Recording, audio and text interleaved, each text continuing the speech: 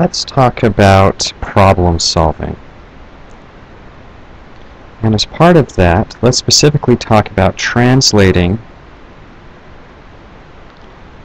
from English to math. So what we're going to talk about now is how do we take an English sentence and turn it into a mathematical model or equation.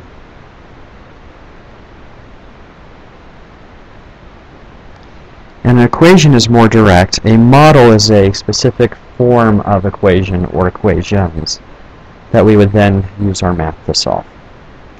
And so we're going to start by first saying, make sure you know how to identify the equal sign. Because if you can find where the equal sign is, most everything else can fall into place. And so we're going to list some words that we use in English that mean equals in math.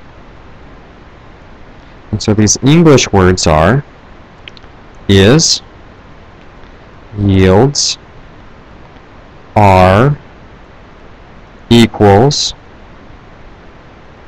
is equivalent to, remember that equivalent from earlier, was, gives, results in, and is equal to. And some of those are very straightforward. The one that we're going to see the most often is the word is. And when we see these words, then we take that sentence and we plug an equal in where we see that, and it breaks the pieces up so that we can then solve them. And so we're going to start by looking at the sentence 5 more than a number is 20. So we start by analyzing this, and we look for our equal sign, and we notice there's an is.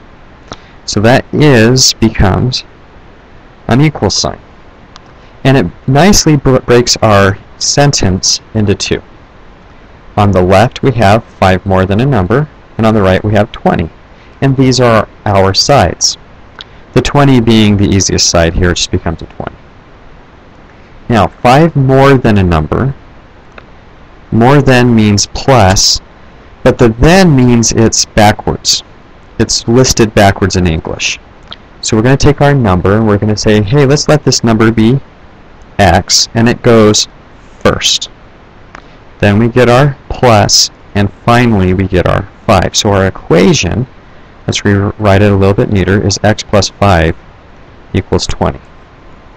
From here, we can go on to solve, and it doesn't take a lot of work to see that x is 15.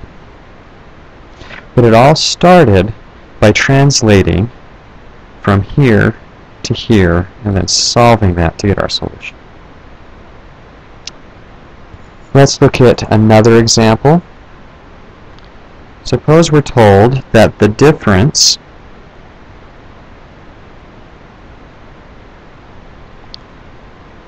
of x and 5 equals the quotient of x and 2. Now, again, the first thing that we want to do is we want to find our equal sign. And the nice thing about using the word equals, it's real easy to see. So here's our equal sign. And it breaks into 2 pieces. So we just analyze the 2 pieces. We start looking for operators. Oh, here's a difference. A difference is a minus, so on the left we're going to have a minus. And it's between x and 5. And the word difference is an in order. It means it comes to us as we want it. So the x comes first and the 5 comes second. Our second operator is the quotient of, which is a division. Let's write it this way. It's a division. So we're going to write our fraction bar. And it's also an in order.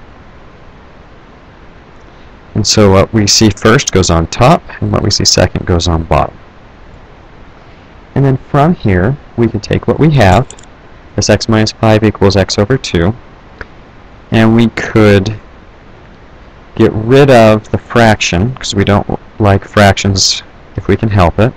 Multiplying everything by 2 gives 2x minus 10 equals x, because on this side the 2's divide out, and this side we distribute. We're going to then subtract x from both sides, add 10, and we get as a result 2x. 2x minus x is x equals 10. And here's our solution, and this will work for our English statement, it'll work for the translated statement, it'll work for our first step and for our second step. So these are all equivalent equations, and we have our solutions.